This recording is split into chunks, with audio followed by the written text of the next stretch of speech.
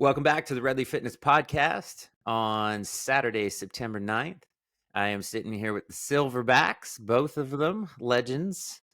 Kevin Cunningham, CrossFit Games athlete, and his longtime friend and coach at the CrossFit Games, Trenton MacKenzie Armes. How you guys both doing today? Good. Good. All good. Good to be here. Good. And just to bring people in on what we're doing, we're all at home. So this is one of our first virtual sessions where I'm at home recording, and Kevin's actually. Where are you joining us from, Kevin? West Stockbridge, Massachusetts. Coming in hot from the US of A. And Trenton's about 5 minutes up the street from me. Exactly. So you guys both went on an incredible journey. You guys are also going to go on another incredible adventure. I believe you both fly out Wednesday, and I want to make sure we talk a little bit about that today too. But and also do a podcast later on on what happened on that trip, because I can't wait to hear about it. I'm super jealous. But we're here today to talk about your CrossFit Games experience. So you had a lot of fans, I'm sure, at home with your friends and family and everybody local, but you also had a lot of fans north of the border. And we were all so stoked and so proud. So there's a lot of people waiting to hear this podcast. And I do have a couple questions loaded up from some of the people that were following this story. And the first one is, can you talk a little bit about yes, how did you? Why you? The first question would be, what inspired you to go after a goal like that? Well, it's been since going back to 2015, which was the first time I did the Open with Trenton at CrossFit Metric, and you were coaching us. It's always been in the back of my mind back then. For the people who've been around a little bit longer, they used to have regionals, and you could look at the leaderboard and slice it and dice it. And we were in Canada East, and we would check out not only our age group, but where were we in Canada East, and so that was a lot of fun. And there were a lot of really decent athletes. And by the time 2018 rolled around, either 2018 or 2019, I turned 60. So I was in a new age group, and I did pretty well in the Open, and then injured myself between the Open and the quarterfinals. So that was not a good quarterfinals. And then your podcast. So I watched the Red Leaf podcast with Nicole, and we all knew Nicole. And it was very inspiring. She talked about, she basically worked on her weaknesses and just put her head down and hammered.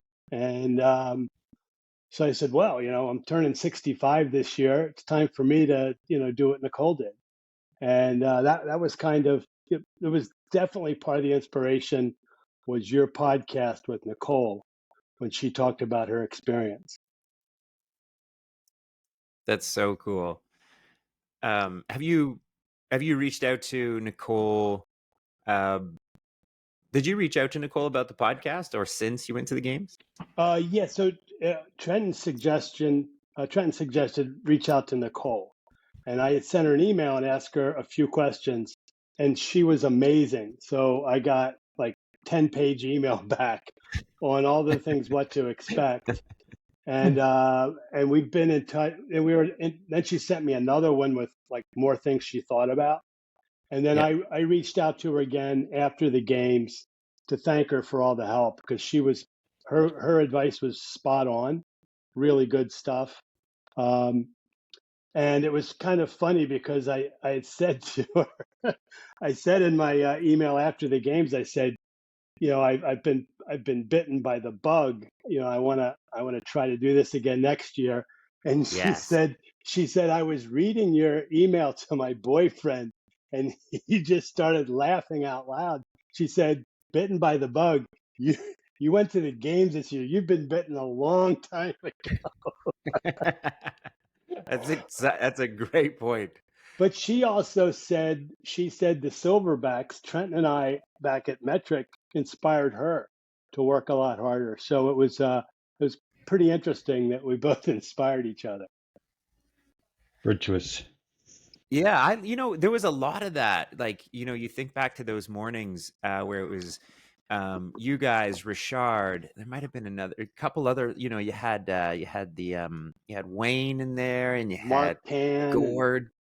Yeah, Gord John, RX, and Gord RX. Yeah. yeah, and there was a lot of that sort of reciprocal inspiration. I think where the the young guns were looking up, and they wanted to go hard, and they were inspired, and then it was always crazy to see when Silverbacks would dust up the young guns, and it happened quite a bit. Mostly on the So cardio. yeah, so you love that. Do you have anything to add on that, Trent? Just in terms of the journey, no, yeah, in Yeah. some sense it was inevitable, and I think we each watched ourselves cross those big thresholds, like 55, 60, 60, and then Kevin 65, and it kind of would Mhm. feel like it was getting closer, and then it was getting further away. But interestingly, talking to Kevin last fall about him trying to make the decision about do I go to Kona one more time or do I go to the games, and it was like, I'm going to the games, or my So cool. ambition, and away he went, and it was like pretty intense after that. Kevin, what do you think? What drives you? It's so unique, and it's atypical, and it's so inspiring. To think at 65, like you're never out of the fight. Like, what do you think it is inside that makes you go, "I'm going after this thing"? Gosh, I don't know. That's a tougher question. But things came together this year, and I can tell you. So there's a couple things that were going on. One is between July and December last year, I had 4 different Mohs surgeries for skin cancer, and that kept kind of shutting down training for 2 weeks at a time. So when January rolled around, my plan was we're going to train right through the Open and right through the quarterfinals and try to peak for the semis. And because I had my time shrank, and I had when it came down to the semis, I could have just as easily been 11th as 10th, and it's a big difference between going and not going. And I'm so grateful that I went. But also, if I had been 11th, I was really happy with the process. So it wasn't all about going to the games. It was more about just showing up and being the best you can be. And I Yeah. had my biggest takeaway from the games is gratitude, because it really takes a team. I think of CrossFit as an individual sport, but it's not. It's not even remotely individual. Every day it's your community.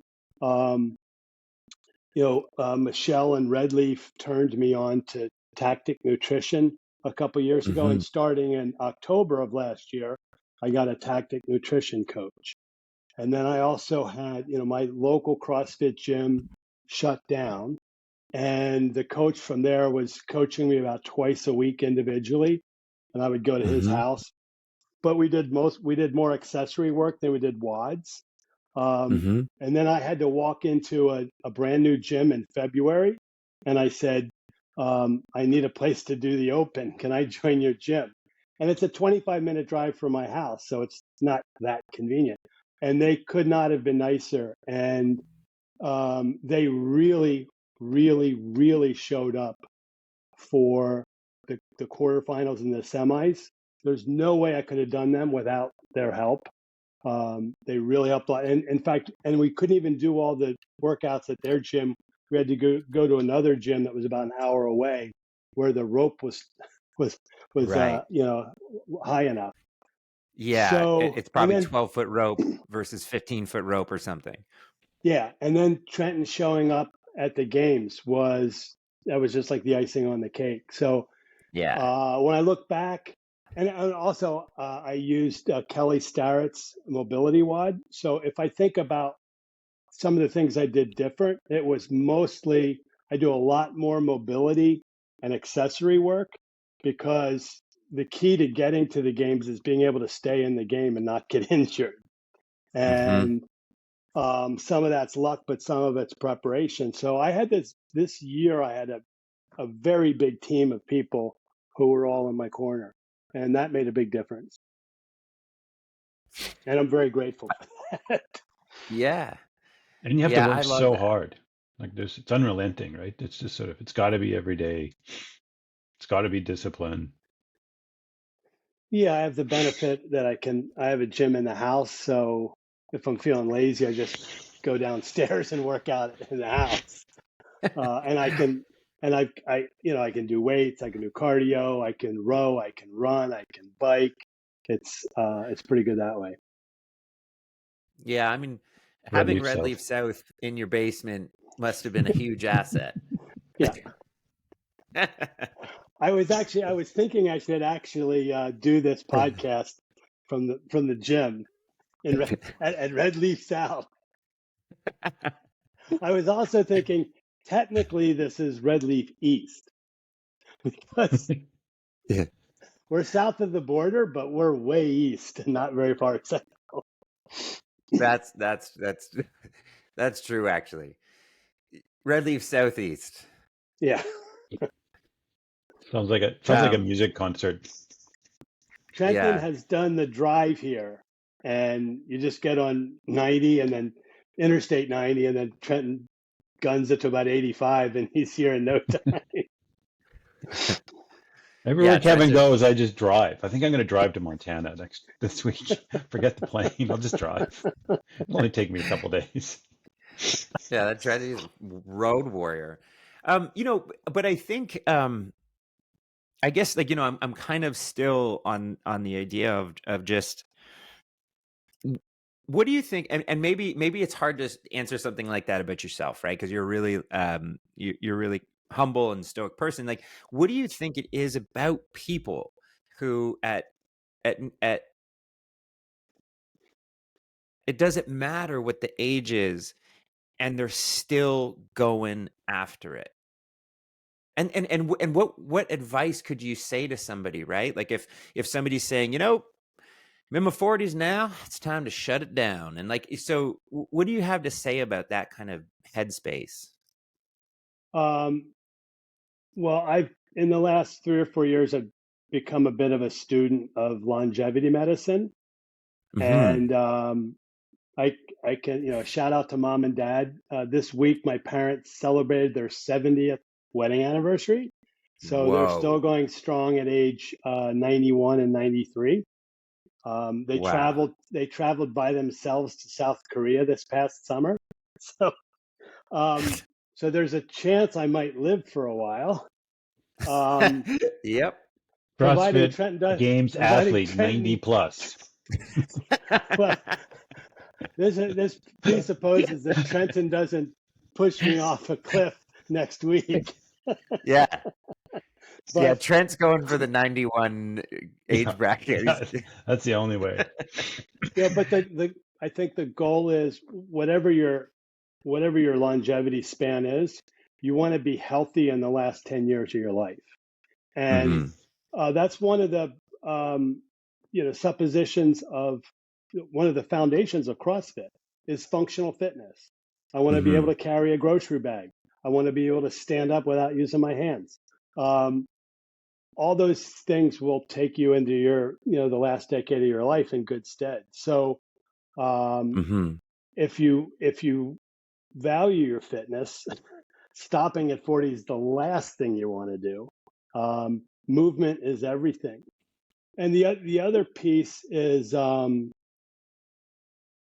a leadership perspective, whether you're leading a group at work, you're leading, you're doing the best job you can for your family, or you're leading a group of people on a Saturday morning bike ride. The first step of being a good leader is showing up for yourself and being fit and vibrant and being an example for others. So you can't, unless you can lead yourself, you can't lead others. I love that. So, you Yeah. know, being physically fit is the foundation to being mentally fit, to being emotionally stable, to being in touch with the universe. Mm-hmm.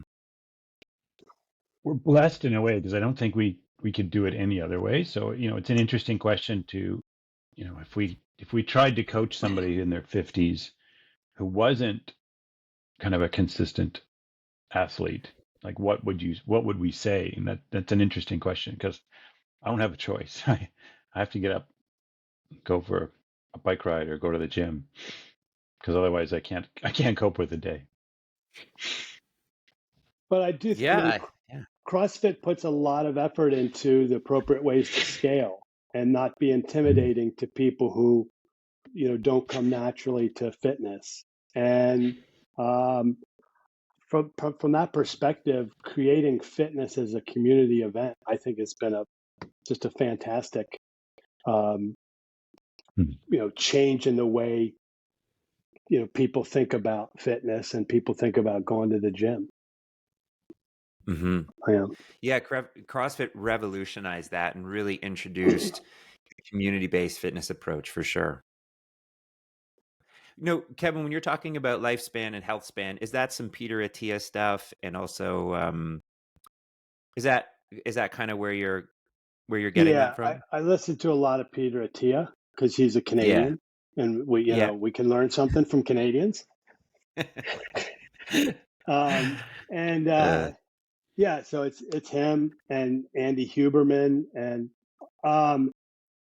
you know, you listen to a Peter Attia podcast and he has Andy Galpin on or Lane Norton, and you start to expand the people who you hear about.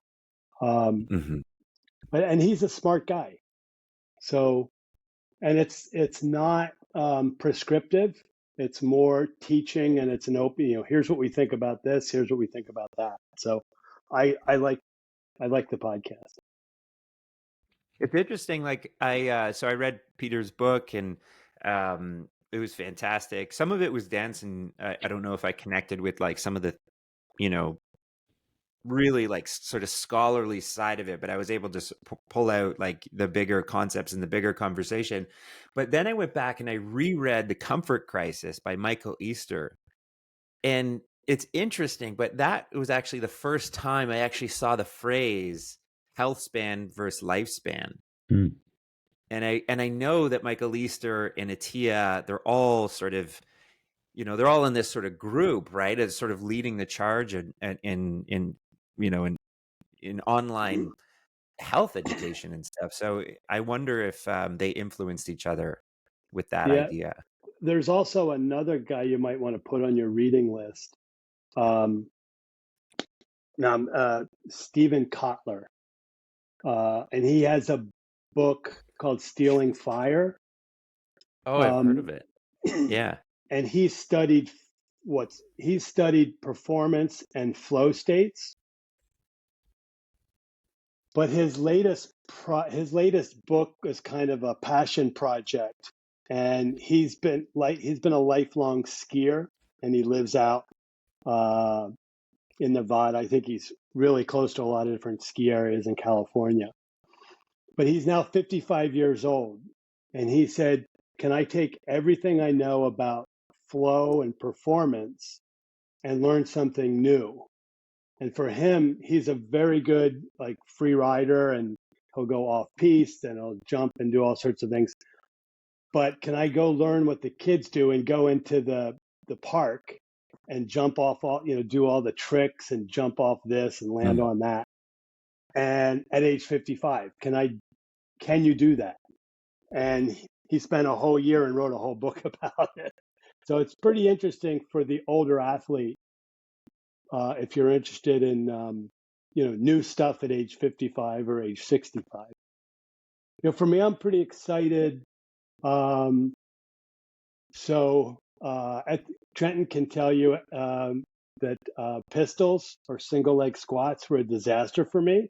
But in this year, Suboptimal. well, yeah, I got, but I got multiple ring muscle ups this year, and I even did Amazing. I did a bar muscle up in the games, and to to be learning new skills at age 65, I think is pretty cool. So cool. So that's the kind of thing that keeps me going. You're not old if you can learn new stuff, and I think one of the other things that Peter Attia brings to the fore is just being a lifelong learner. There's always new stuff to learn. And I'm fortunate enough that I have more time to learn new stuff since I retired. So it's good. And it's funny that exact line was, I just read that in Born to Run.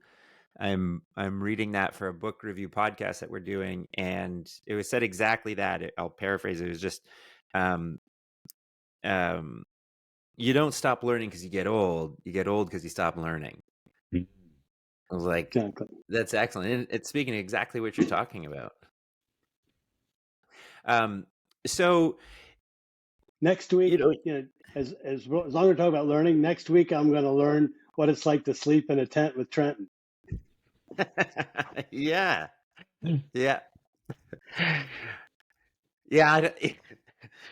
There's I can't wait we got to do a podcast on that adventure you guys are going on.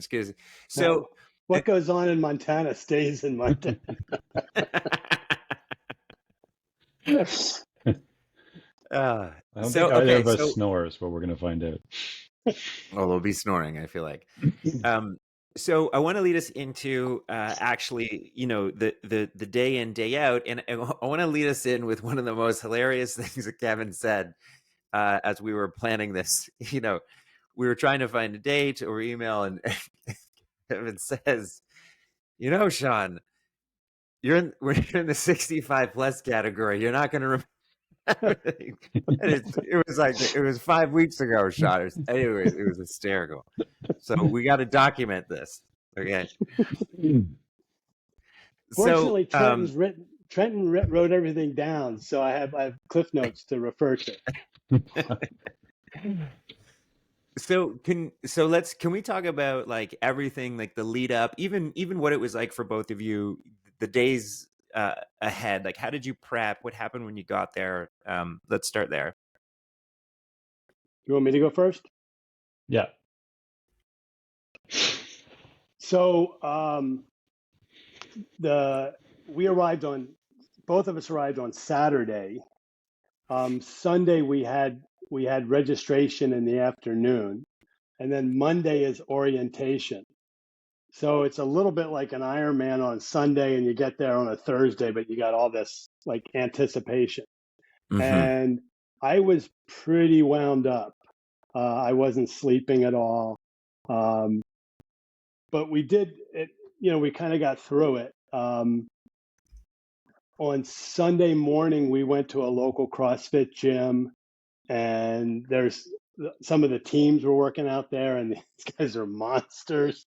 They're really good. And so Trenton and I are kind of looking around pretty wide-eyed. It was so cool because somebody had sponsored that gym. Kevin, I guess, had a connection to the gym, and they said, yeah. come on and train. Like, we didn't go to a class. It just, the whole gym was turned over to games athletes doing their warm-ups. And there was a German team, an American team, some individual age athletes, and then us two sort of standing in the corner.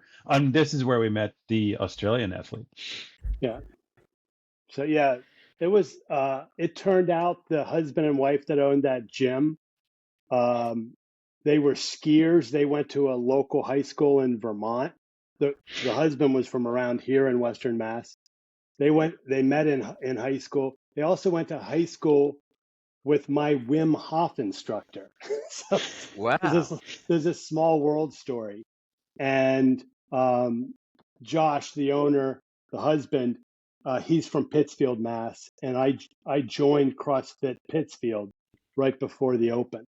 And so he knew them, and they put me in touch with the gym out there in Madison, Wisconsin. So it was a small world story. And then Trenton and I start Amazing. talking to.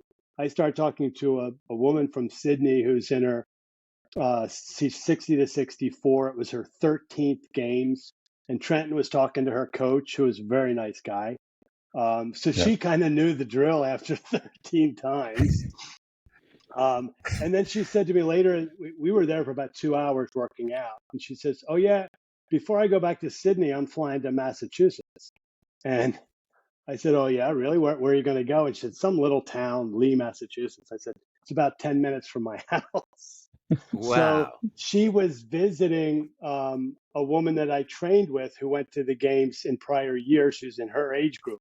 And so I knew who she was going to visit. But I hadn't seen her because COVID shut our local gym down. But I knew someone that she was going to go visit. So that was another small world story, going to Wow. Madison and meeting all these people. But it's so cool, So this anxiety and anticipation, like Kevin's not sleeping and what's going to happen. So we have a time to check in and we have emails. Okay, you these athletes, you got to check in at this time. So Trent goes, he checks in. I was like, oh yeah, that's who you are? Okay, here's your wristband. Go away. And then Kevin goes to check in. Oh, Mr. Cunningham, welcome to the games. And, it's like here, and they take this and then check this and check his ID. And can you go over to that desk over there? Okay, goes over there. Okay, can you go around the corner here? And he was gone for like 45 minutes. And I so was like, they hand you 5 pairs of shoes, tons of clothing, um, a gym bag, a duffel bag, a backpack, and a fanny pack. I literally, this is true story. After that, I went back and upgraded to a bigger room at my hotel because there was so much stuff, and I had to check 3 bags. So again, Nicole told me they're going to give you a lot of stuff, but I took 4 pairs of shoes with me because I needed my shoes. They gave me 5 pairs of shoes. So when I'm packing up, I have 9 pairs of shoes to take home. Oh my God, of It was course. insane. Yeah. And then after they gave me all the clothes, I'm kind of all these bags. Then they say, okay, you have to go around here, and somebody's giving you grips, someone's giving you weight belt, someone's giving you sunglasses. It just kept going on and on. It was like Christmas. Is it overwhelming, or are you having a blast, or both? I think we were having pretty much. Trenton was keeping it pretty loose, Yeah. and so Trenton showed up on Saturday, and then he just took charge. So he said, he took care of our schedule. He made sure I was where I was. He showed up at my hotel every day to pick me up.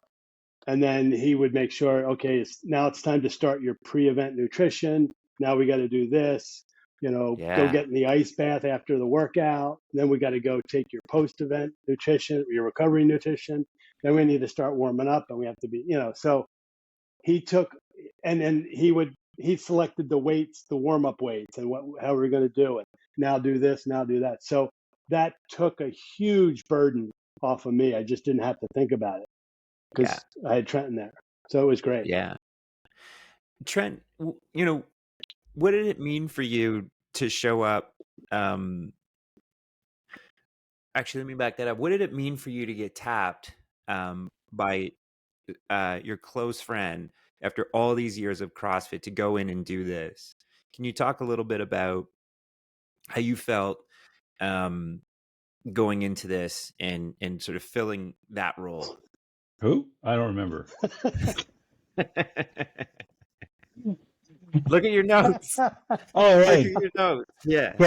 Kevin, right? Yeah. Kevin. Okay, nice to meet you. Well, he said it earlier. It's like that. I told you Trenton kept it loose. We were good. There's sort of gratitude. I think that my sense through that whole week was, you're sort of in awe of the work that's been put into getting there, and then just trying to help in any way you could.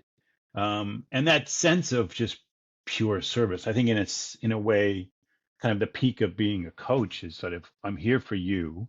How do we help you get better? What's going to make this work? What's going to, it's just all of those things that you would do.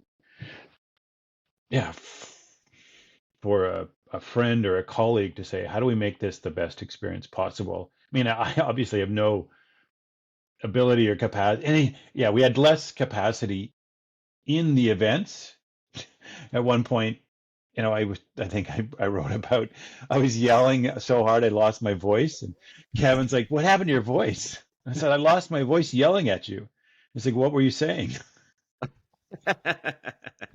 So, okay, I'll stop yelling. But so what, in a way was disappointing was you didn't, on the field, I didn't have that ability to kind of yell and say, yeah, keep going, it's great. And so they, okay, that's okay. That's only one element. The rest of it is, okay, we're done with this event. What do we do to cool down, refuel, mentally get ready? Because there were some up days and there were some down days. And so, okay, how do we get to the next one? Drop that. Obviously, Kevin's got a lot of experience of just let's move on. And so as a team, we'd say, okay, here's the next event. What are we going to do? What's the timing? What do you think? Well, I think it's this many seconds per move, and then we're going to do this. And so there was a little strategy chat, and I think that there's nothing better than just being involved in something where someone's achieving or pushing themselves. Mm-hmm. Yeah. And did you feel confident? Again, it goes back to that overwhelming sense of sort of in the moment service had nothing to do with me. Mm-hmm. So my confidence or lack of confidence was irrelevant. And confidence, and obviously in Kevin or what was going to happen, because you'd look at a WOD and go, oh, but that was irrelevant. So it was more, I just got to do whatever I think he needs right now. And you kind of watch. It's like, okay, well, he's clearly, he needs a few minutes. He just want to wander around, and he's going to just take a measure of the big gym. Like whenever we warmed up, it was this huge intimidating space, and you're watching everybody around you, and what are they doing? What are they doing? And it's like, hey, go for a wander and come back. I was okay, right here. Let's get to work. We got to do this. And then sort of figuring out what kind of effort was required, because there was these long time gaps. Like you'd warm up, then they'd go corral, and it's pretty social, but you could see all the athletes kind of in their heads a bit. And then we'd go for this walk to the venues, and then they'd warm up again. So we're always thinking about, okay, how much, where's the heart rate going to be here? Then we're going to sit, and then we're going to do it, and then we're going to go back again. So what do we have to do to get to that point of it's go time? Trent, I just want to comment on that a little bit because I think it's really cool. Kevin, you might not know this, but Trenton was really focused on making sure that he showed up right. It was a really big deal for you, right? And it was a really big deal for him to be the amount of work that I saw Trent do on just trying to blueprint how he could show up the best possible way for you was really touching. And I think it's sweet to hear the story straight from you guys, and I hear I'm putting it together right from both of your guys' vantages, and I hear I like how Trent said it didn't matter how I felt, and that was a way to park all that emotion and just be in 100% service. And I think there's a lesson there. I think that's really neat. Well, he hit the target right in the bullseye because it was perfect. Could not have been better experience.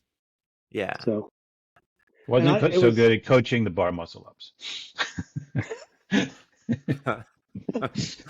But I mean, Trenton alluded to it a little bit when he checked in versus when I checked in.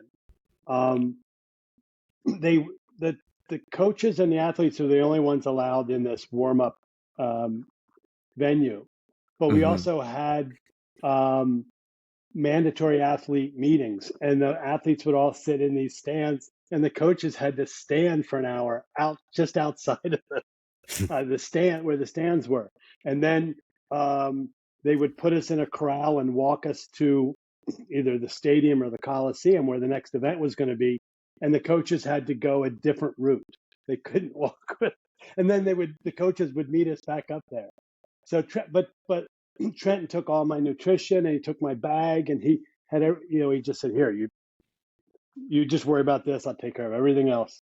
And that's the way it was, the whole time out there. Trenton took care of all the details. So I wasn't distracted by them, and there were a lot of details, like the time of the event and the time you had to be at the corral and where you had to be. And Trenton knew all that stuff, and he constantly updated and checked and had it on his phone, and there was a whiteboard. So I didn't have to deal with that stuff. Right. And that was And probably huge. knew where to be, right? There was probably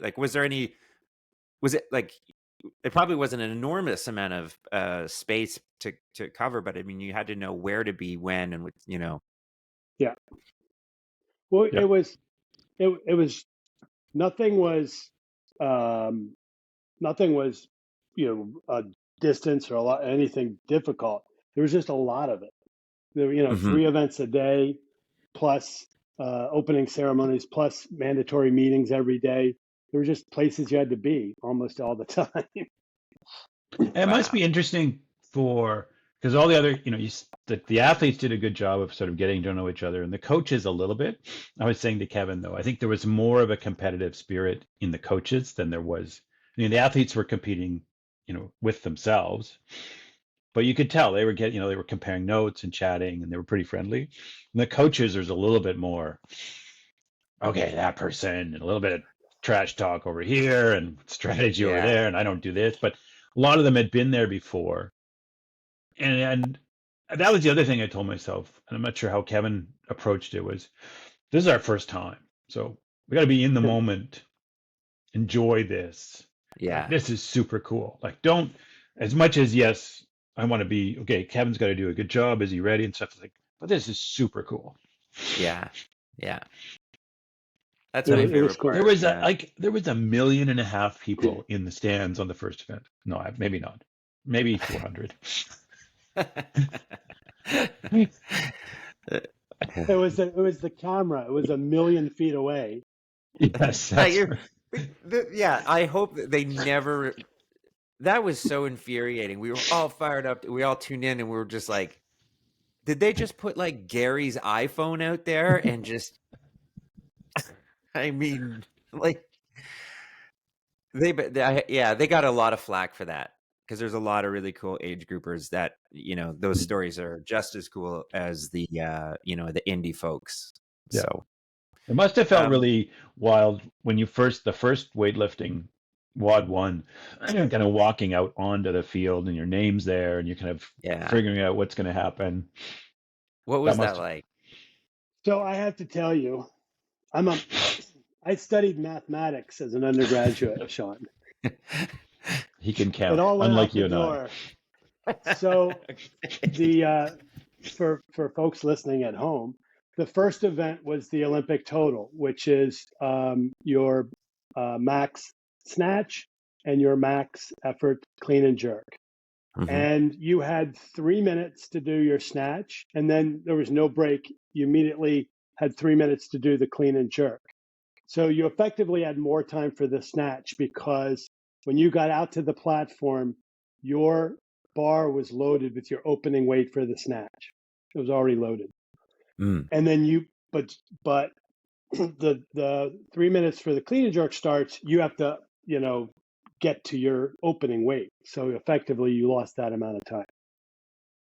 So I walk out onto the platform, and I look down, and my opening weight for the snatch was 115 pounds. And I look down, and there's a barbell and 2 35-pound plates. I never use 35-pound plates. Right. So all my natural math, out the door. Right. So what I should have done, so I did 115, slapped on 2 5s, did 125, slapped on 2 more 5s, or took the 5s off and slapped on 10s and did 135, and that was my max snatch. Now I'm in a rush because I have to, I think I started at 155 for the clean and jerk. What I should have done was stripped everything off and put 45s on, but I didn't think I had enough time. And, right. that's one, it's a rookie mistake. Two, it's a mistake. I should have, okay, breathe. He asked the judge down. for a calculator. You have time. And then there were things like, so, and they had your weight stacked up there. So I'm slapping 10s on, and you're running out of weights, and I was getting flustered. So I maxed out at 175 for the clean and jerk, and I think I should have gotten 185, but I was that I ran out of time and my head was spinning. So all my training of breathe, under control, out the door. Right out the door. Right out the door. And when that was done, you had to go. And it wasn't like you could wallow in that, because you had, as soon as that 6 minutes was done, it was immediate next. We had one minute, right, and the next event started. Yeah. So there and the next event, it was a decent event for me, and I just completely blew up on the wall ball shots. We had to do 40. Well, it was called Farmer's Field. So you had to pick up 70-pound jerry bags and run them down and go through a little loop, and then put them on a pig, and then you did burpees over the pig. Then you did 40 wall balls, row, and then came back through. So you did 40 more wall balls, carry the things around, do your burpees, and finish. But the wall balls, the wall balls, I must have had a dozen no reps. It just got kind of comical and just this is crazy. But oddly enough, I beat Dave Hippensteel on that event, so I don't know what happened to him. But it was the footing, right? Because you're sitting on turf as opposed to a hard floor. So as soon as you started to go forward, you wouldn't get the same depth, and the judges were vicious. It's like, no rep. Yeah, it was. So it wasn't heavy, but you're tossing to a target, and if you just weren't steady, as soon as you leaned forward, your hips came up and they no repped you, and that's what. So you had to make sure the ball just came to you each time. Yeah. But it is what it is. So it wasn't a no rep on squat depth. Is that what you're saying? Or no, it wasn't no. So if the ball came forward, I would lean forward from it, and actually my hips would come up above my knees, and so they would no rep me on squat depth. I see. Okay. Or I'd miss the target, or I had a lot of different flavors of no reps. Well, next year during the judging course, they're just going to videotape. They take Sean video and throw it up there. Yeah. Say how many. Sean, one of the interesting things was, so in the mandatory athlete meetings, they invented new movement standards. So, for instance, on Helen, we did not do a Russian kettlebell swing. We did not do an American kettlebell swing. It had to be above the brim of your hat, but they were super strict on your arms had to be totally straight. Wow. They just invented that.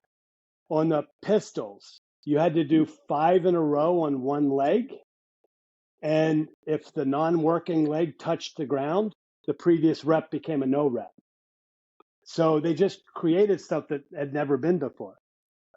And I know amongst some of the older guys, the 65, they say, well, my arms don't straighten. This is as straight as they get. And it was an issue. Right. Because they were Daniel Miller, who won the age group, they were no repping him on Helen. And I heard some of the standards weren't always the same from judge to judge. Yeah. Some people got away with that kind of swing, and that guy didn't. And a bit of that. That's always been. I think that's a real big pain point for a lot of the CrossFit Games athletes, and in a real struggle for the judging. It's a tough job to create these events that are good tests, also entertaining. And then you have to think about all the inside logistics on, okay, well, how are we going to quality control this stuff? I'm not jealous of their job. I don't envy their, and especially now where you have a lot of those online people like Barbell Spin and Hiller Fit who are they just got this macro lens on everything, and they're calling out the Rogue Invitational and the CrossFit Games, and and anybody who posts a squat that's a hair above parallel, they just get lambasted. So it's tough out there right now.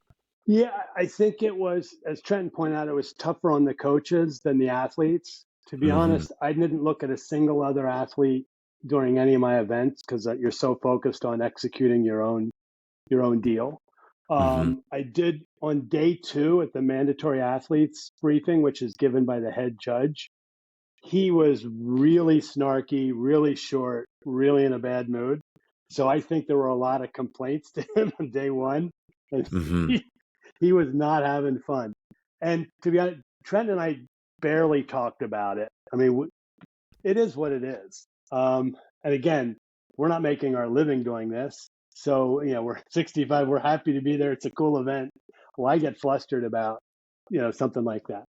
I just thought it was very interesting that they created brand new movement standards just for the game. Yeah. On the fly almost. It seems. And that's a good point too, around you can't get caught up in it, right? And that's a big detraction of focus and capacity when you're frustrated because the other guys got away with a couple. It's like, no, we're here. It's our game. We got to do this. Whatever they tell us to do, we'll do. And if it's wrong, we'll fix it. Yeah. But we're not going to go, this isn't fair, or you got to do this a different way. It's like, it's not our problem. Right. Once you leave the games, maybe if someone asked you, but in the moment, it's always important to remember, you just got to do it. Like, keep going. So can you talk a little bit about what was going through your head on day 1? And then can you kind of talk about how that might have changed going into day 2? Like, you walk out on the field, is your heart rate through the roof? Is your whoop strap, going crazy? Well, I was disappointed that I got flustered on the clean and jerk, and time pressure got to me. But as Trenton pointed out, there was no time to focus because we had to go right into the next event. And so in the second event, I came in 6th place after doing terrible on the wall ball. So I thought that was pretty good to see a 4-time champion finish after me. I said, okay, it wasn't that bad. And then at the end of day 1, we had Helen, and I got 3rd in Helen, so I felt pretty good. So it was nice to finish day 1 in a pretty good place. Day 2 was started with gymnastics chipper, which was just so I think it was an 18-minute time cap. The first event was box jumps. The second event was GHD sit-ups. And the third event was pistols. And I couldn't get one. So I had been working on pistols. I was trying to add like wedges under my my shoes. And I was working up to where I may be able to get a couple pistols. But given that I was already sore from the day before and less loose than I potentially could have been, I was getting 0 pistols. And you cannot quit, because in theory you could just quit and say, I'm going to save it for the next event. No, I had to attempt pistols and continue to attempt pistols for 15 minutes in front of a stadium full of people and a judge who's just trying not to snicker too much. It was pretty comical because I said, okay, I'm going to try my left leg. And she's going, you can't. If you started with your right leg, you can't go to your left until you do 5 with your right leg. So I had 15 minutes of trying pistols on my right leg. And I've got Trenton in the stands. I got my wife in the stands. Another friend from Toronto showed up to cheer. But and they were confused because the gymnastics that particular event, the gymnastics chipper ended with a handstand walk for the age group for the masters athletes. So nobody finished it, and they're sitting in the stands going, "Now, this is my wife and my other friend from Toronto. They're going, what kind of a sport do they create where nobody can finish it? Nobody can even do it." So they were a little confused by the whole gymnastics chipper. But that was I think you just have to laugh. I was worried The about good thing was, the good thing Good. was you finished that, you had a good ice bath, and Yeah. then we're coming back with the 5K run. No, but in between was another challenge. Right. So we had Yeah. the the second event on day 2 Yeah. was pulling. So you had to. Oh, yeah. It was 3 rounds. And again, this was new movement standards. So I had actually practiced pulling a set of rope attached to a sled, and I would pull one side, then I pull the other side, and I would, you start get it going. They said, no, you can't do that. You have to set your feet even and just pull with your upper body. So although I had been practicing pulling a sled with a rope, I wasn't doing it according to the movement standard. But anyway, I digress. The event was 3 rope climbs with a 17-foot rope, 10 deadlifts, and it was 275 was the deadlift weight. And then you had to pull this sled on the rope, and you had to move the rope and then go back and do it again. So the rope was interesting because it was on a crash pad. Again, as a rookie, I had never climbed a rope with a crash pad underneath. So when you go to the gym, the first thing you do is you jump up as high as you can for the rope. When you're standing on a crash pad, that does not work. You can't jump at all. You it's almost a negative effect. It's like you sink. So anyway, I made a mistake that I've made before. So obviously you're feeling good the first round. So I was lazy and I wasn't using my feet enough. I climbed the rope 3 times because I could. I did 10 deadlifts, got out, and the sled pull went pretty well. I go back, climb the rope again, and that was it. I could not get the third one. So then I had to just keep trying to get the third rope climb until that we hit the time cap. But when your arms go, that's when a 17-foot rope is pretty high, and there's no jump. You're on a crash pad, so it's not like you're jumping the first 6 feet. Yeah. Yeah. So that was a little frustrating. For folks from our gym who are listening to this, who are used to doing a 12-foot rope climb. So imagine having no jump and then doing an extra 5 feet on top of that while people are watching you at the CrossFit Games. Like, that's pretty spectacular. And I could imagine how hard that was. I can just say the first 5 times are easy. Then it's just It was interesting to watch a couple of the other experienced competitors because there was only 2 rookies. So the rest of these guys have all been there before. And it was very smooth. They sort of reached up gently, grabbed, wrapped their feet, and away they went. It was sort of this interesting transition because, as Kevin said, as soon as you start trying to bounce, you just went down. So you put all that effort to get right back to where you started again. It's like, well, what's the point? But somehow my brain was not making corrections. So once again, all of my training didn't show up on execution, but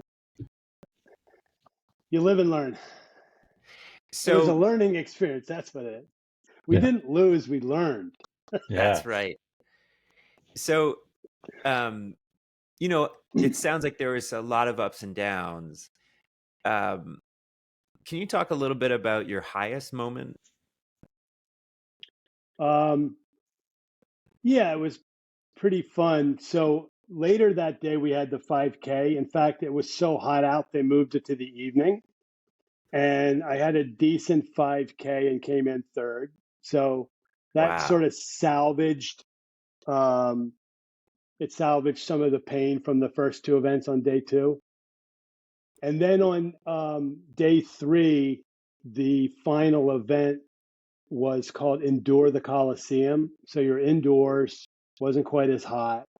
And it was 50 cals on the ski erg, 50 cals on the Echo bike, which is like an assault bike, then 75 double unders, then 50 more cals on the ski erg, 50 cals on the Concept 2 bike, and 75 more double unders. Mm-hmm. So, and Trent and I both knew that this was, if there was any event that was going to work for me, this was the event. And we worked on a strategy, which was like, keep it, we didn't want to get to the first set of double unders gassed. So it was like, okay, keep it under wraps, the first 50K on each, the ski erg and the echo bike, get through the double unders. And then it was let the dogs go, boom, we're going to go as hard as we can. Mm-hmm. And so, and we pretty much executed that way. So we did the erg, we did the assault bike and the echo bike. And fortunately, I've done a bunch of training on the echo bike.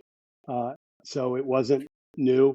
And in fact, and I did it all by feel. So I didn't look at anything. I just put my head down and did it by feel, and went and did the double under. So I just did sets of 15, and we had agreed, we worked on the double unders.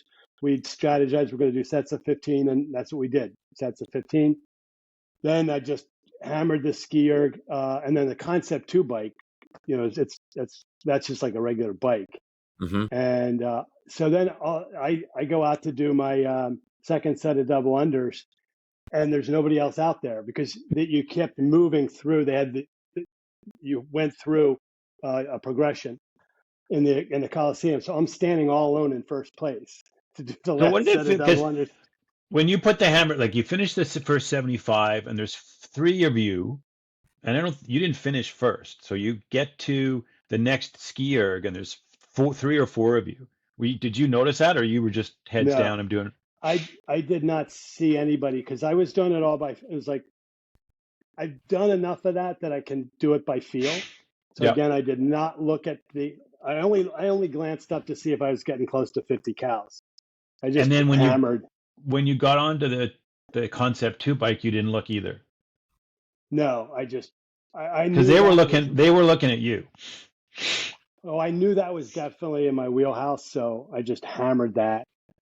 There was this, you kept seeing the other athletes kind of looking over, going, "What the hell's going on over here? Well, this guy is just," and you could tell, like they were their heads up and they're spinning, especially on the Concept 2. There was 3 of them, and they're motoring away. And Kevin's got his head down, and he's got a completely different cadence. And he was just pounding it. Well, the Concept 2 has a damper setting on it, just like the rower, and you got to set what your damper setting was. So guys could have been on a lower damper setting and a higher cadence, but I knew I can push a big damper setting and was comfortable doing that. But it was so getting out to do the final set of double unders and nobody else is out there was actually a little distracting because it's like, shit, I'm in first place. What the hell do I do? This feels really uncomfortable. And I got to about 50 or 45, like the third set of 15, and then I started missing. And the guy that won that event and also won the games, Daniel Miller, came out, and he is behind, so he saw me, and he put his head down, and he did 75 unbroken double unders to beat me by 5 seconds. 3 seconds. So I kind of lost the plot a little bit there right at the end. But that was but it must have felt pretty cool. I felt really good about that event. I felt good. Yeah. Only 4 of them finished it of 9. This is quote the World Championships, and you're out in front. It's like, ooh. Hi everybody, pick me. I'm here. But my wife said so. At that point, I was in 9th place on the the running total of the games, and apparently the announcer was saying, and Kevin Cunningham, who's in 9th place, is out in front. And my wife said he kept saying 9th place. I'm like, God, dude, we got it already. Yeah. Oh. Well, playing up the underdog or something, that's I'm just trying to put myself in your shoes, and I'm thinking about like, how would I feel? I'd be like, okay, all eyes are on me right now. Yeah, to be honest, I should have stayed focused and finished and won that, but my focus got a little distracted. So It was cool I because that was the only event where there was that much of a other than that much of a disparity between the first three athletes. yeah, Like you know, you said there were only three of us finished. Is that right? only Three or four of you four? finished, Four finished. but when Kevin went out there, that was it was unique because it was in the Coliseum, and you can sort of imagine this, like this guy's, the announcer's like, who the hell is this guy and where did he come from? Because everybody else is back here working their asses off, and this guy's out there doing double unders. It's like, oh, and he's in 9th place. Like, what happened? But so one of the takeaways though is that on certain events I can compete. So I just have to go fix the gymnastic stuff. And so that gave me a lot of energy for next year. Yeah. Okay. So now bringing back to, you were saying earlier that you've caught the bug. Is that exactly where it's coming from? Yeah. I think it was a really cool event. And Mm-hmm. two, there's so much stuff I can fix. There's like Mm-hmm. so much room for improvement that Mm-hmm. I would feel if I didn't try to improve, I would feel like that's kind of a dumb. Now, going back is certainly not a given. I have to stay healthy. I have to do well. There's who knows how many strong people who were 64 years old this year who are aging up next year. There's a lot of variables that are going to come into play between now and next year.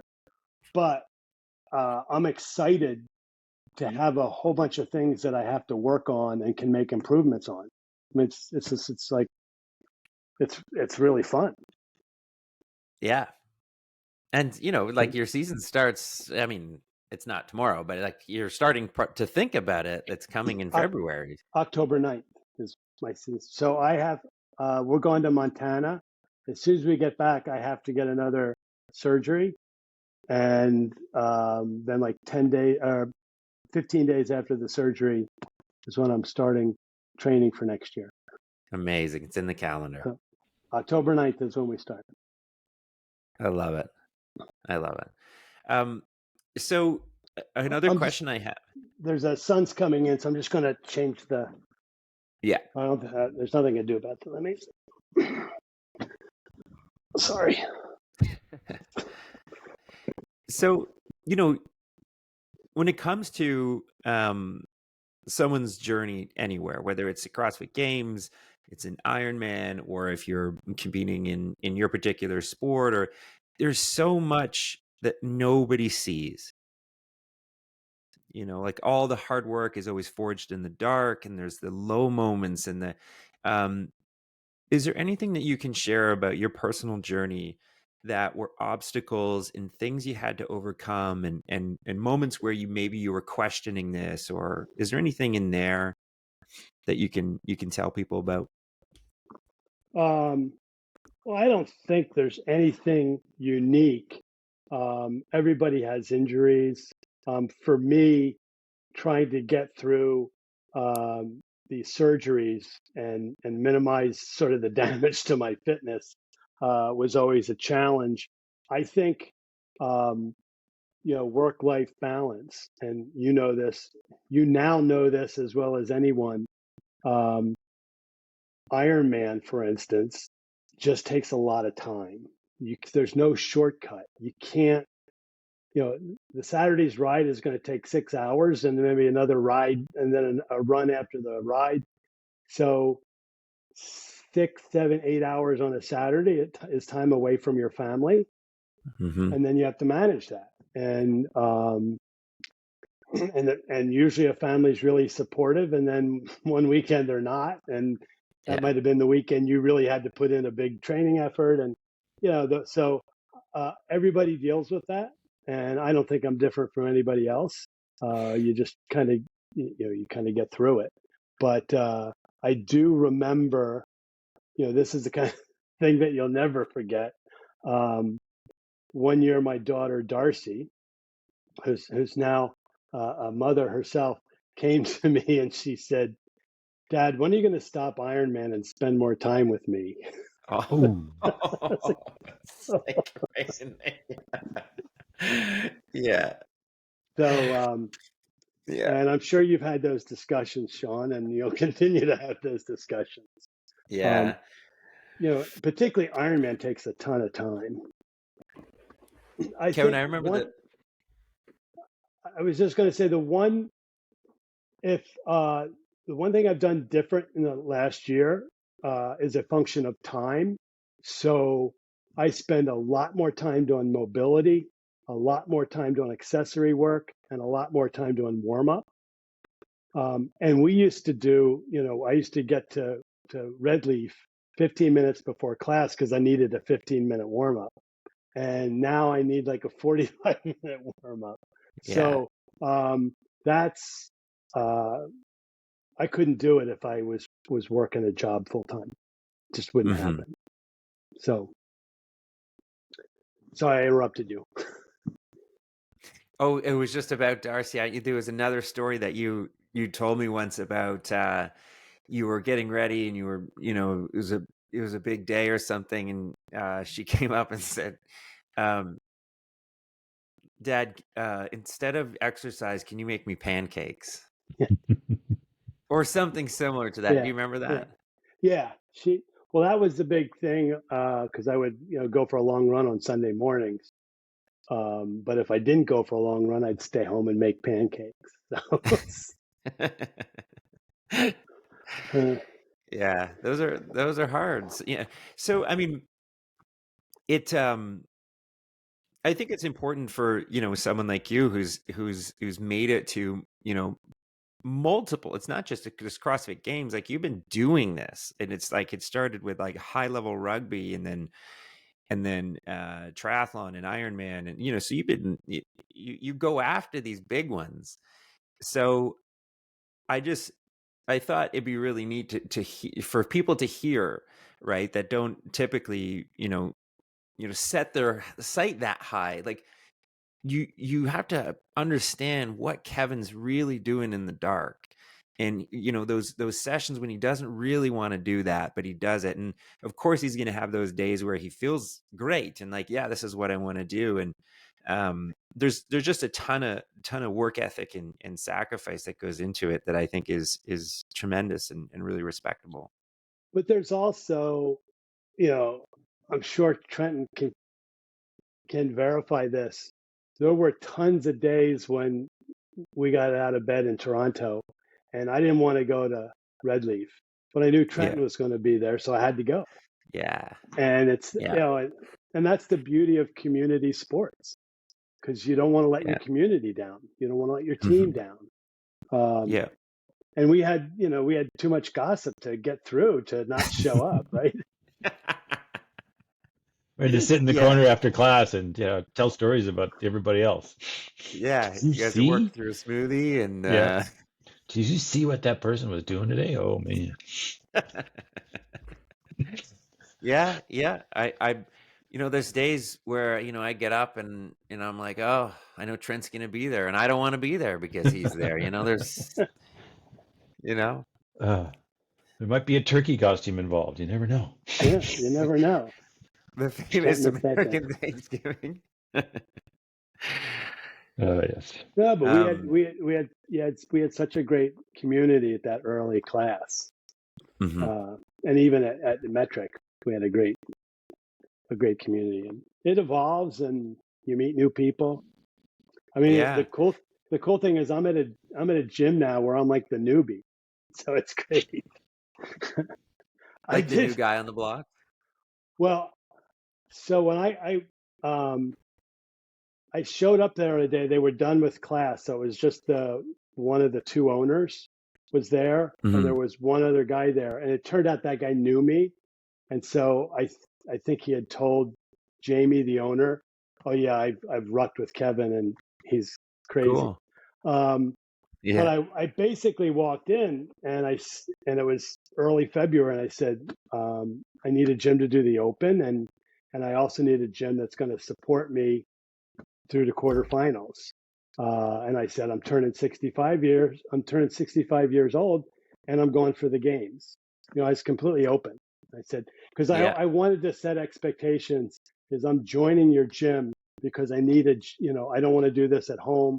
I want the, you know, the camaraderie and the support of a gym through the open and the quarters and the semis.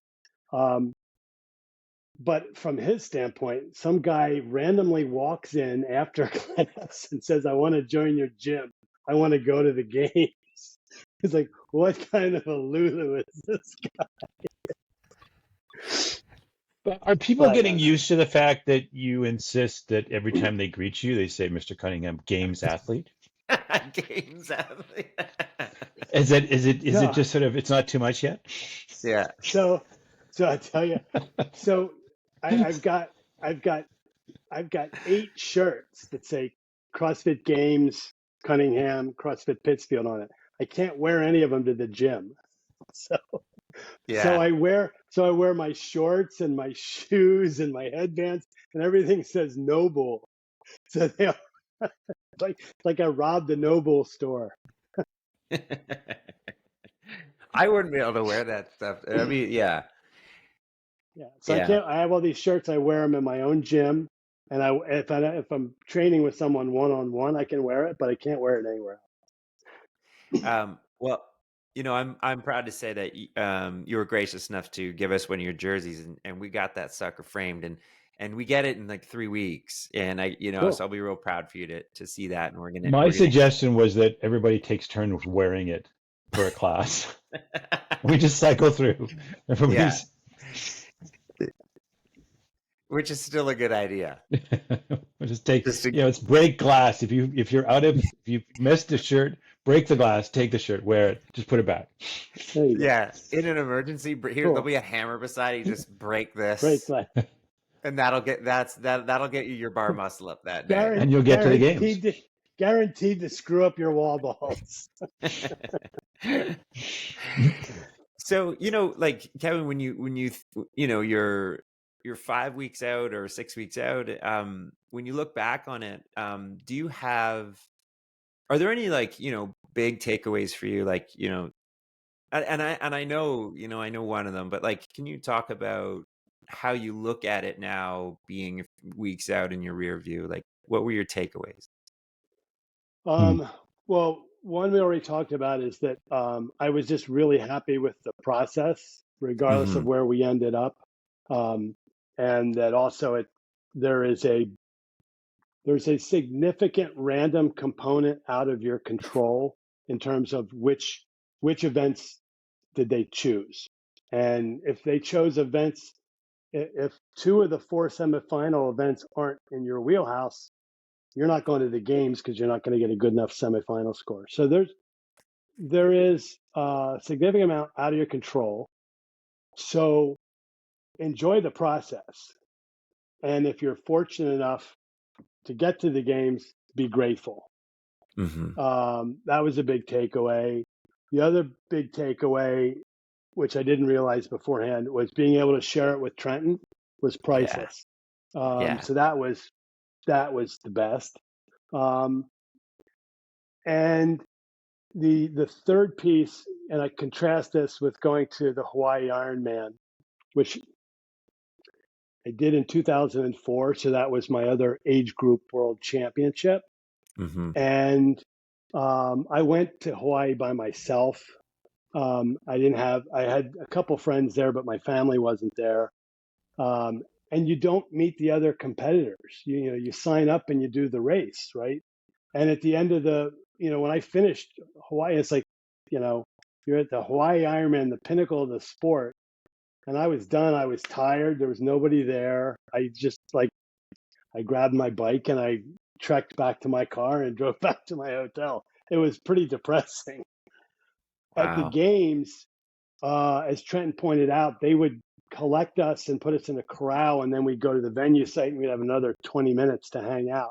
So I got to spend a lot of time with the other men 60 to 65 plus and the women 65 plus.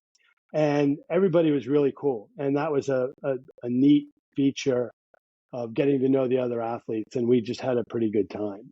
And that didn't exist in Hawaii at all. That was a big contrast for me. And that's the part I enjoyed. And again, Nicole told me, you're going to spend a lot of time in the corral. And it's pretty cool, enjoy it. Yeah. Nicole had great advice all across the board. And she said, she basically said, hey, look, you're at the games. Don't worry about what happens. You're already a winner. So enjoy the moment. And Trenton and I got to benefit from Nicole's advice because we had a good time. We enjoyed the moment. Yeah. Yeah. I love that. So much about your philosophy, Kevin, I think is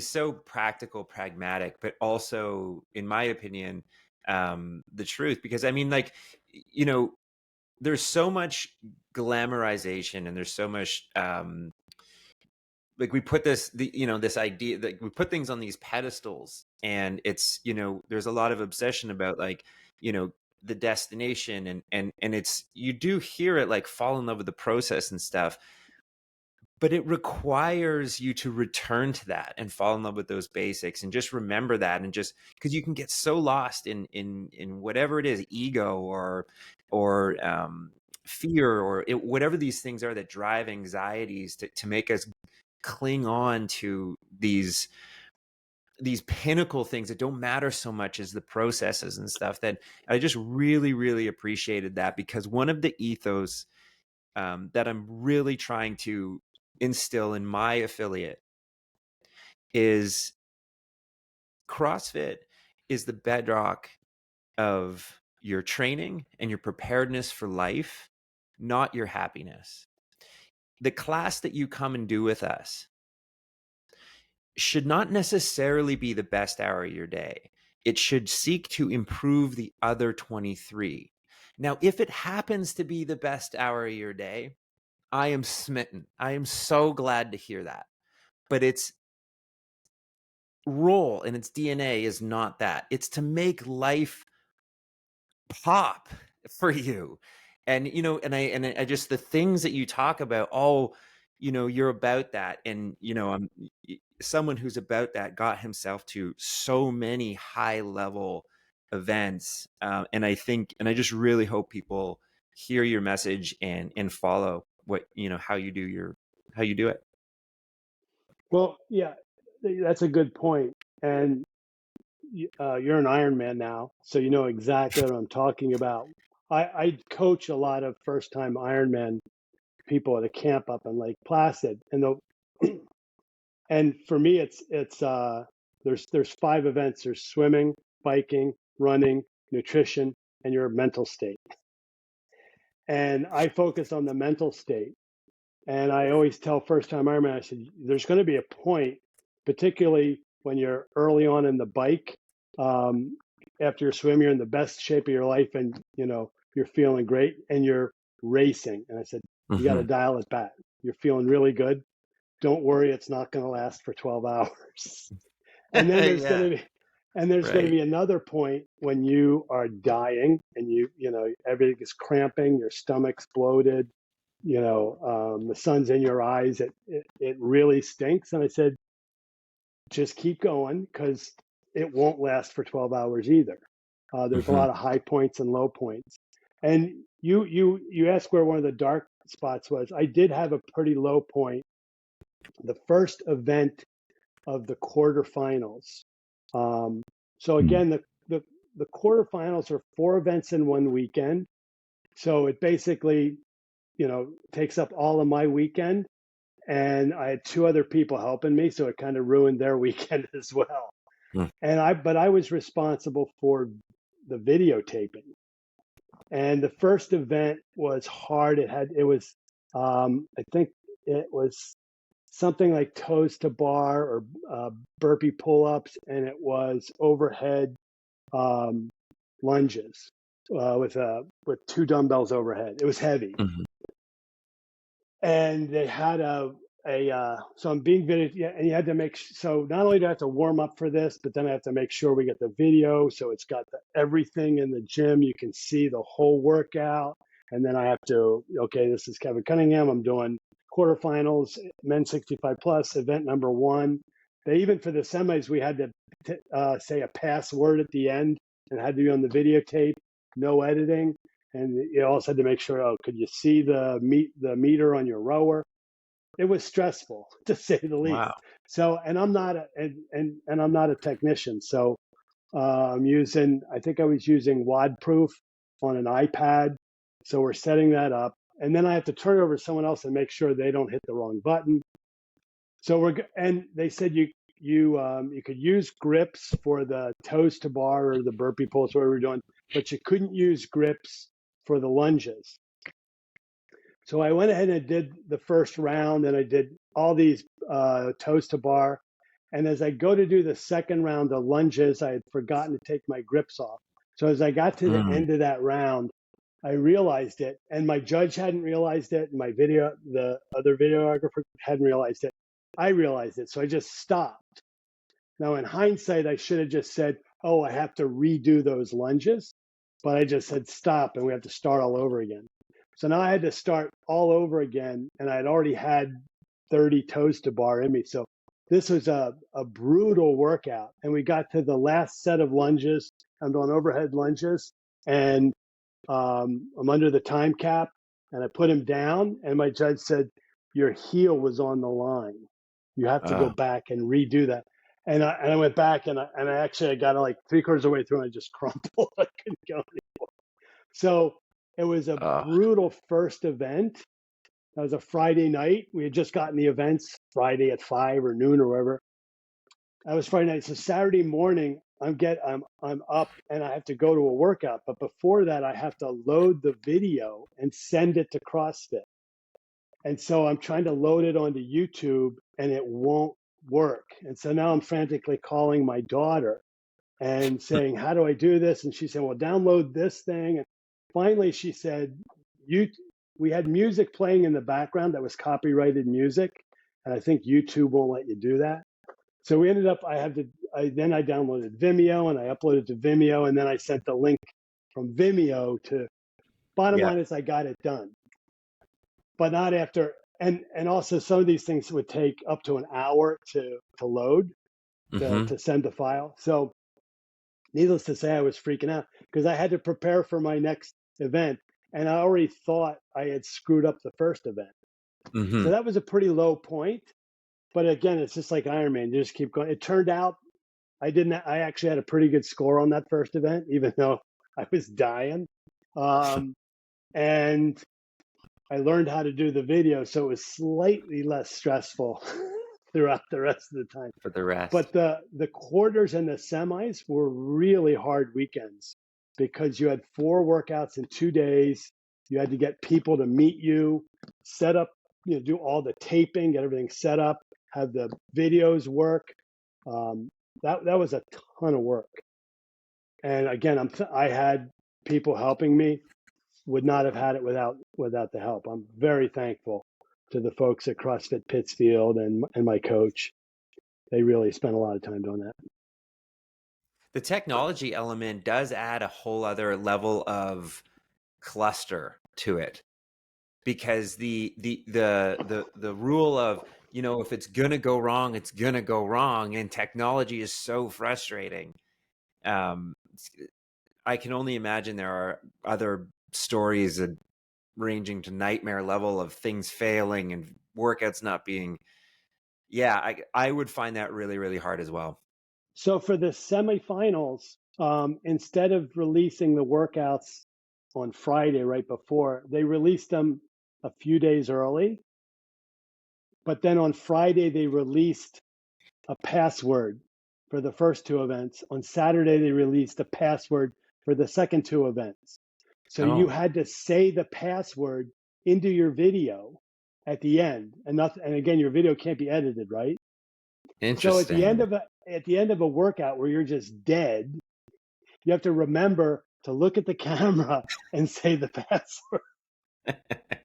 I mean, that's kind of insane, right? There's so many things to remember. So, I want to make sure that we wrap up anything, and Trent, if you have anything to ask, just before we move on, I'm curious because I also want to hear about your guys' adventure that's coming up in a few days. But Kevin, can you talk about a little about Adele and just the power of her music and how that's sort of you've drawn upon that power a bit? That's a tough question. So, but it does go back to the community and, Yeah. the ability to have people that you share certain music with. And, and so, when I hear Adele, it takes me right back to 6 Yeah. a.m. at CrossFit with Sean and Trenton and turkey costumes and putting out, Yeah. music can do that and CrossFit can do that. I'll quickly share why. So there was sort of I think Adele came on. It was like a remix or something, and Kevin emphatically yells, "Adele, yeah," because he was fired up. And I lost it. I thought that was the most hysterical thing, and I never forgot it. And it's that joke has endured. So if you're wondering why the hell I'm asking, that was the insight. Everybody's just turning in disgust at our abuse of poor Adele. Yeah. No, I love Adele. Very talented. Kevin loves Adele. So yeah. Trent, is there anything else that you want to add or? No, I think just waiting to do my job again next year. Yeah. Oh, that's Kev. Well, I thought I had Adele right here, but she went somewhere. I don't know. Oh, the I had LP? the album, the LP. Yeah. Can't find it. That's so good. Well, listen, like that, it's a real treat to be able to finally sit down and listen to your guys's your journey, and it's so great to hear that you it's not ending and you're going to go for round 2 next year. And please tell. So I don't even know. I don't think I've even discussed this with Michelle, but this is the Road to the Open shirt. Yeah. And so this was 2020, but I kept it in mind, the things I learned from Michelle about nutrition, and I reached out to Tactic Nutrition 2 years later in 2022, and they assigned me. I was trying to get a Canadian coach, but they assigned me to an American who lives in Syracuse. But I have a Tactic Nutrition coach, and that's due to Michelle. So and it helped. And I still have a Tactic Nutrition coach. So yeah, no, that's fantastic. But I don't think I've even discussed that with Michelle, that the impact that she had on my nutrition journey. Yeah, no, she'll be happy to hear that. And there's always a particular warm smile on Michelle because I know the two of you guys still email back and forth dog pictures. Yeah. We're big dog people. Yeah. So could we talk a little bit about what's coming up for you guys? What's next? Kevin knows more than I do. I just show up and carry. Well, so Sean, you know about this because we hatched this idea back in Red Leaf, and you were I think this went all the way back to before you were a family man, because you were actually entertaining the idea that you would come with us, and of course, oh yes, Trent and I knew that was never going to happen because you were about to be a new father. But the original plan was for Trent and I to get dropped out of a float plane to a lake that's off the grid in central British Columbia, and we were going to hike our way out. And that plan got fairly far along, and was scheduled for August of 2020. And COVID hit about 8 months before we were going to go. And in fact, British Columbia shut down to outsiders. And so that plan never happened. And it sort of got shoved off the front burner to the back burner. And then we found a little bit more of a shake and bake instant meal version where there are a group of former Green Berets who have created a 4-day trek in the Tobacco Root Mountains of Montana, and it's called the Traverse. And so there'll be probably 10 or 12 of us, and then 8 or 10 guides who are all former Special Forces people. And Trent and I will be part of a 4-person team, and we will be doing trekking in Montana in a pretty remote area, like no cell coverage. And we'll be getting leadership lessons along the way. They've already done, they've given us personality tests to understand what kind of, how we react best in certain situations. And actually, before we go out, we'll all get together and figure out how we're supposed to interact as a team, and we'll rotate leadership, and we have to problem solve and figure things out as we go. So it'll be a little bit different from being in the wilderness, just 2 guys. This will actually be more fun for Trenton because the original plan, I know nothing, and Trenton knows everything about the wilderness, so it was going to be all on Trenton. Now we have some guides, so he's going to be able to relax a little bit, and we're going to have fun. What's cool, is there's only the first day is an established trail. So the next 2 days, it's an open route, and it's up to us. So we understand that that's one of the team challenges. Okay, how do we get from A to B? And it's not just map work. It's how do you read the terrain? What can we do? What we don't want to do? How do we optimize, or how do we survive? And it's at altitude, so we're going to feel like crap. It's going to challenge us cardiovascularly.